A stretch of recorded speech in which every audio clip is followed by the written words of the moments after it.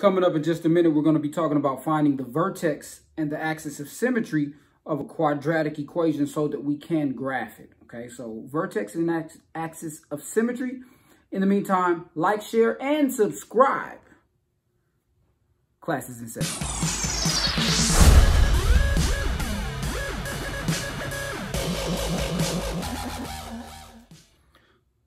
What's going on, everybody? My name is Dana Harris with Young Gurus Math Tutoring, and I'm back again to drop some more math jewels. In this video, I'm talking about finding the vertex and the axis of symmetry for a quadratic equation. Now, as you can see, I have the equation behind me, and so two things. Remember, when you want to find the vertex and the axis of symmetry, first of all, we must remember that there are ways to label this. This is standard form of a quadratic equation. So we have A, which would be the coefficient of x squared.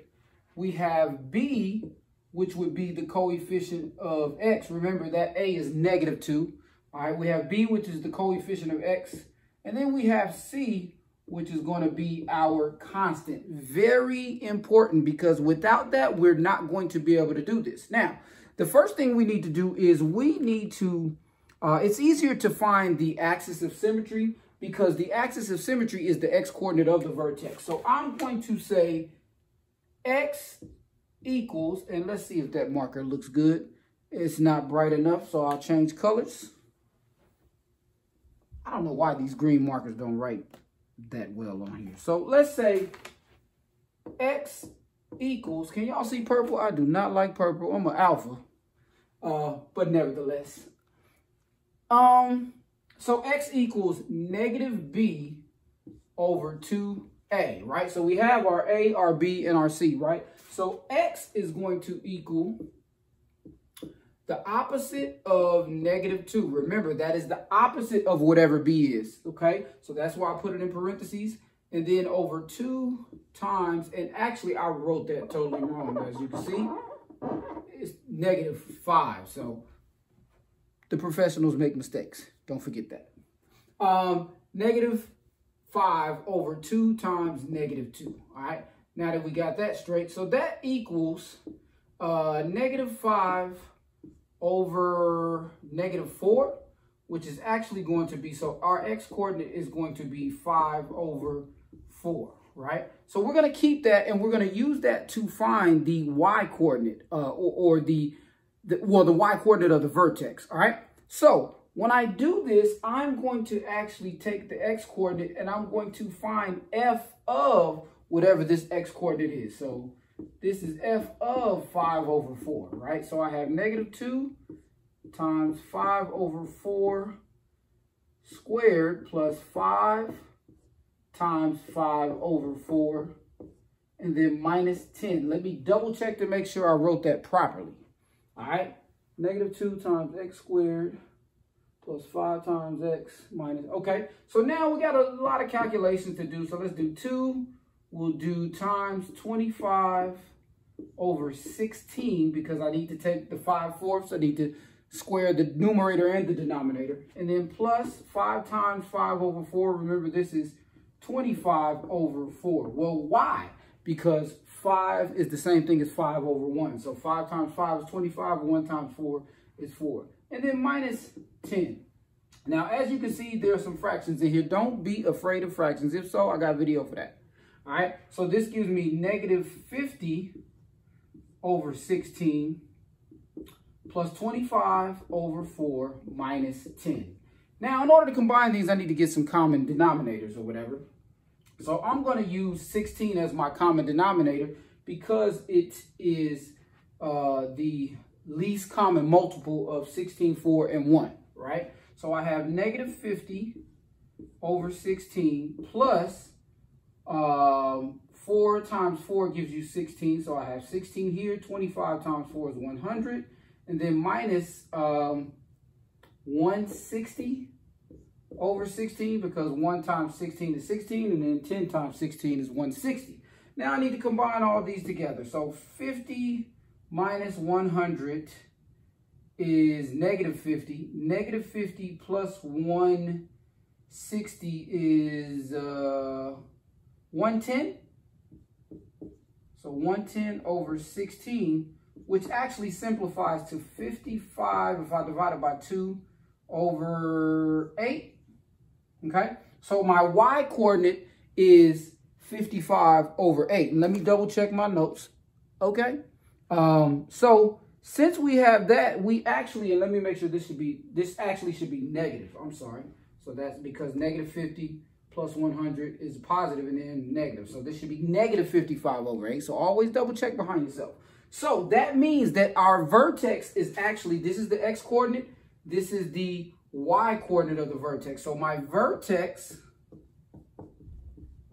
is the ordered pair 5 over 4 and then negative 55 over 8. We're going to do another example. So this is your vertex right here. Boom. Make sure y'all can see that. Let me get out of your way. That's the vertex. Next example. Remember, we need to identify A, B, and C. So A equals 4. B equals negative 2. And C equals 1. We're really only using B and A. So let's find the axis of symmetry first. Remember, the axis of symmetry is the x coordinate of the vertex. So x equals negative b over 2a, right? In this case, that's the opposite of negative 2 over 2 times 4, right? So the opposite of negative 2 is positive 2 over 8, which simplifies to 1/4. So x equals 1/4. Remember, this is the x coordinate of the vertex. It's also the axis of symmetry. So I'm just going to put AOS for short. To find the y coordinate of the vertex, we need to do f of this x coordinate. So f of 1/4. All right. Which, remember, when you have function notation, it's the same thing as saying y as well, right? So that's what that's a connection some people might not realize, right? So let's say 4 times 1/4 squared minus 2 times 1/4 and then plus 1. All right. First of all, we need to take 1/4 to the second power. Common mistakes. I like to identify common mistakes. One of the common mistakes is people would say 4 times 1/4 first, and that's out of order, right? So I have 4 times 1/16 minus, remember, 2 over 1. So 2 over 4. 2 over 1 times 1/4 is 2 over 4. And plus 1, right? Let's simplify a little bit. 4 times 1/16 is actually 4 over 16, which is 1/4, right? So let's do it like this for the sake of making this simple, because I don't want to mess nothing up. All right, over 2/4 plus 1, right? Let's simplify these. This is 4. Actually, this is 1/4 minus 2/4, and then plus 4/4, because that's the same value as 1, right? So let's combine it. 1 minus 2 is negative 1. Negative 1 plus 3 is 3/4. So y equals 3/4. X equals 1/4. So our vertex, the vertex is the ordered pair 1/4 and 3/4. That's your vertex right there. 1/4 and 3/4. All right. Last but certainly not least, we have this function. Y equals 10x squared minus 20x minus 15. We've identified A, B, and C. Be very careful. Watch your signs on that. Remember, the axis of symmetry is the x coordinate of the vertex. That's negative b over 2a. In this case, b is negative 20, so I need the opposite of negative 20 over 2 times 10.